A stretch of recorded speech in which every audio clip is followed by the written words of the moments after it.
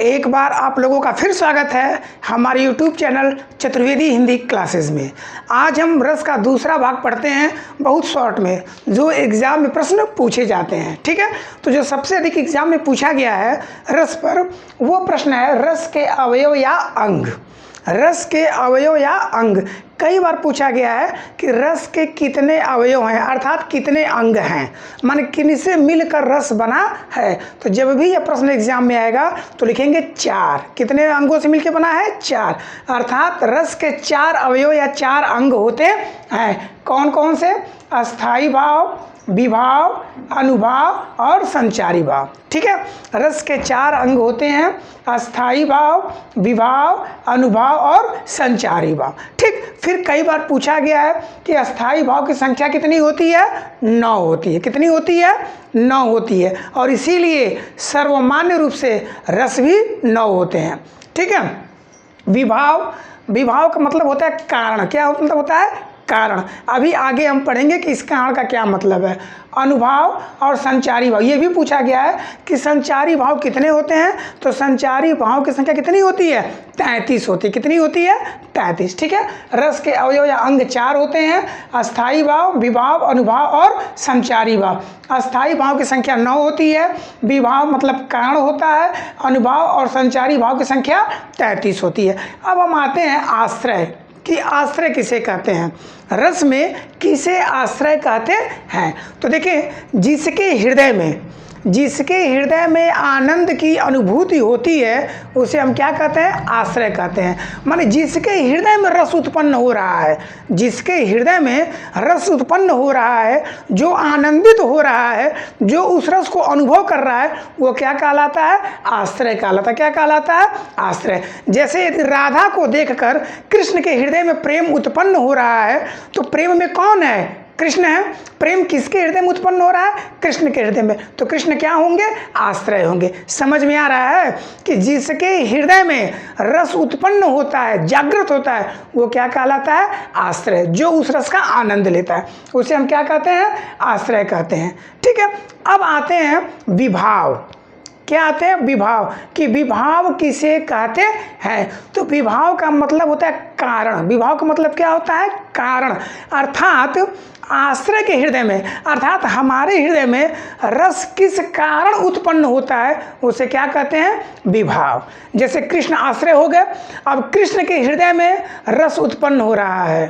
देखिए, राधा को देखकर कृष्ण के हृदय में प्रेम उत्पन्न हो रहा है। तो कृष्ण के हृदय में जो श्रृंगार रस उत्पन्न हो रहा है, जो प्रेम उत्पन्न हो रहा है, वह किस कारण से हो रहा है? जो कारण होता है वो क्या कहलाता है? विभाव। अर्थात जिसके कारण रस उत्पन्न होता है, कोई भी रस हो, जिस कारण से उत्पन्न होता है उसे क्या कहते हैं?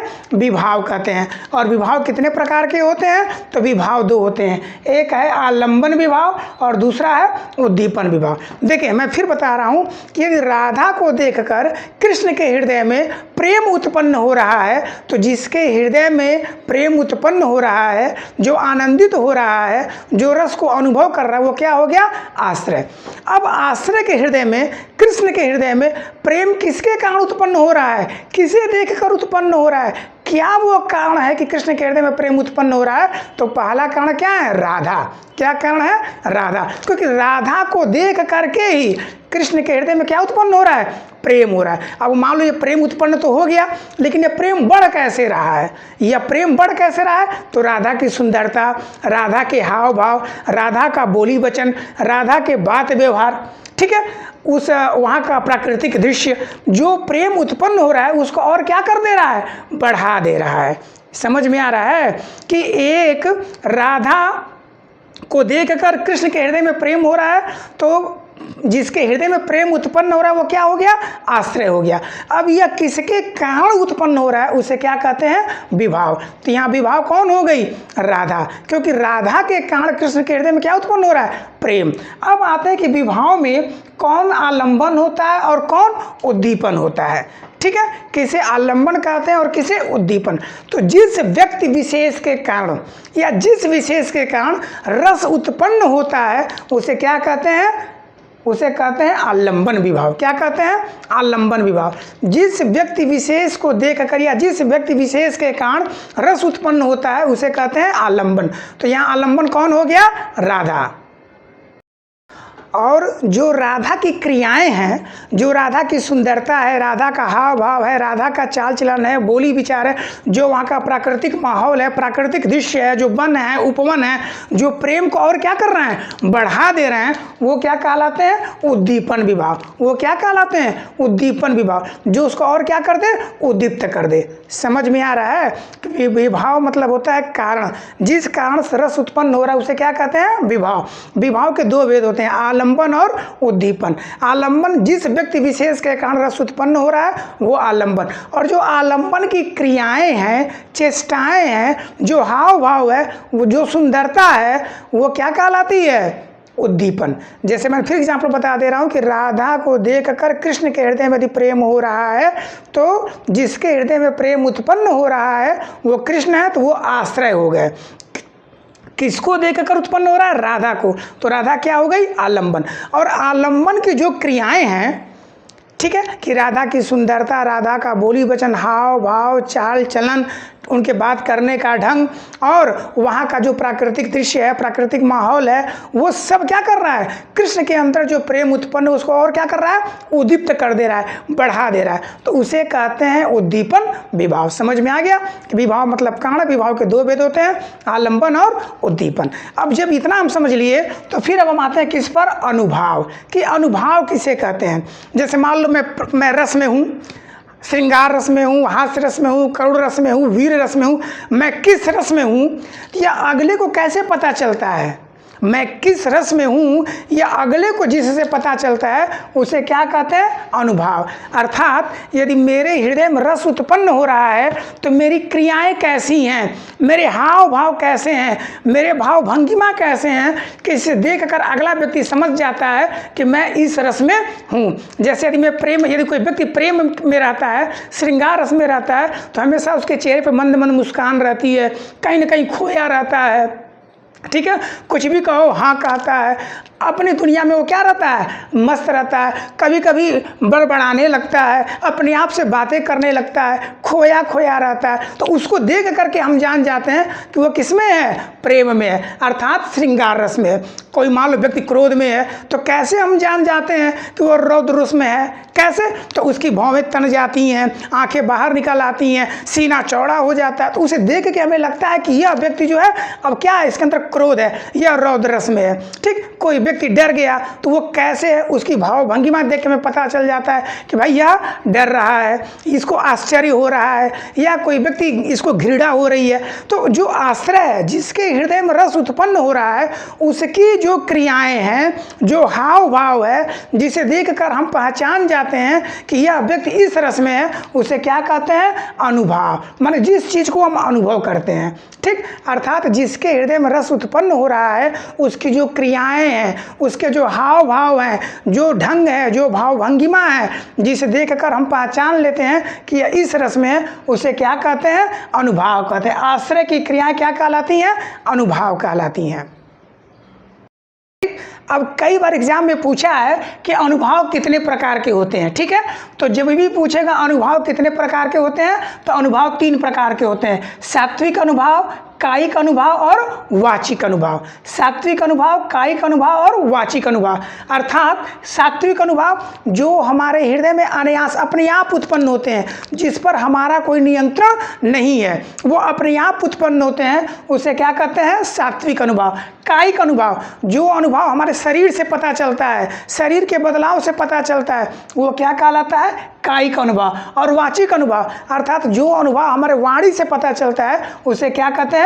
वाचिक अनुभव। ठीक है, देखें, जैसे मान लो यदि हम गुस्से में हैं तो हमारी भुजाएं तन जाएंगी, बलिष्ठ हो जाएंगी, सीना चौड़ा हो जाएगा, हमको पता चल जाएगा, हमारी शारीरिक वेशभूषा से पता चल जाएगा कि हम गुस्से में हैं। ठीक है, कभी कभी वाचिक अनुभव माने जो हमारे वाणी में पता चलता है, हमारी आवाज़ से पता चलता है, उसे क्या कहते हैं? वाचिक अनुभव। इतना एग्जाम में बस पूछता है कि अनुभाव के कितने भेद होते हैं, तो अनुभाव के 3 हैं, सात्विक अनुभाव, कायिक अनुभाव और वाचिक अनुभाव। सात्विक अनुभाव जो अपने हृदय में अपने आप उत्पन्न होते हैं, जो हमारा शरीर अपने आप क्रियाएं करता है, वो क्या कहलाता है, सात्विक अनुभाव। अभी इसको समझते हैं। कायिक अनुभव, जो अनुभव हमारे शरीर से पता चलता है, शरीर के अंगों से पता चलता है, ठीक, शारीरिक अंगों से। वाचिक अनुभव, जो अनुभव हमारे वाणी से पता चलता है। अब देखिए पूछता क्या है कि सात्विक अनुभव कितने प्रकार के होते हैं, ठीक है। तो सात्विक अनुभव 8 प्रकार के होते हैं। कई बार एग्जाम में पूछा, इसको नोट कर लेंगे कि सात्विक अनुभव 8 प्रकार के होते हैं। स्तंभ, स्वेद, स्वेद मतलब पसीना आना, रोमांचित, रोमांच, स्वर भंग माने बोलते बोलते रुक जाना, भंग हो जाना, कंप माने कांपना, अश्रु माने आंसू, प्रलय माने दुख, विवर्णता माने रंग उड़ जाना चेहरे का। ये क्या है, अनुभाव है। सात्विक अनुभाव कितने होते हैं, 8।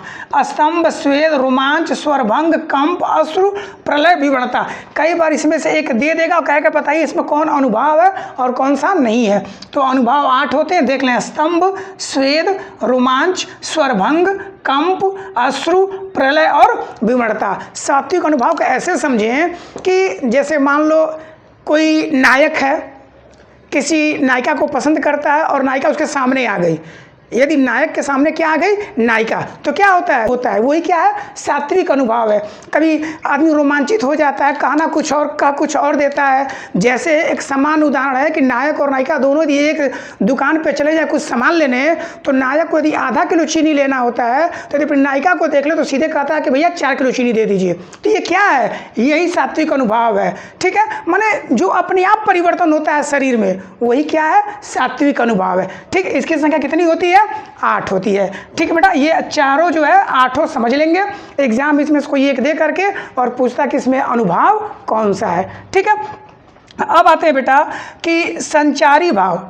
संचारी भाव को कहते हैं व्यभिचारी भाव। जैसे व्यभिचारी पुरुष जो है हर स्त्री के पीछे अनुरक्त रहता है, ललायित रहता है, ठीक है, हर स्त्री का प्रेम पाना चाहता है, वैसे इस रस को कहते हैं संचारी या व्यभिचारी भाव। मतलब ये सभी रसों में पाया जाता है, सभी रसों में ये संचरण करता है, इसलिए इसे कहा गया संचारी भाव या व्यभिचारी भाव। और इसकी संख्या कितनी होती है, तो 33 होती है। कितनी होती है, 33। कई बार पूछा गया संचारी भाव या व्यभिचारी भाव की संख्या कितनी है, 33 है। अब आते हैं देव। देव जो कवि थे, देव ने एक नया संचारी भाव बताया था जिसका नाम है क्या, छल। कई बार एग्जाम में पूछा गया, टीजीटी पीजीटी या किसी भी वनडे एग्जाम में, ठीक है। तो देव ने जो नया संचारी भाव बताया था वो क्या है, छल। देखिए बेटा, यह जो मेरा वीडियो है ये बहुत संक्षिप्त में मैंने बताया है रस पे।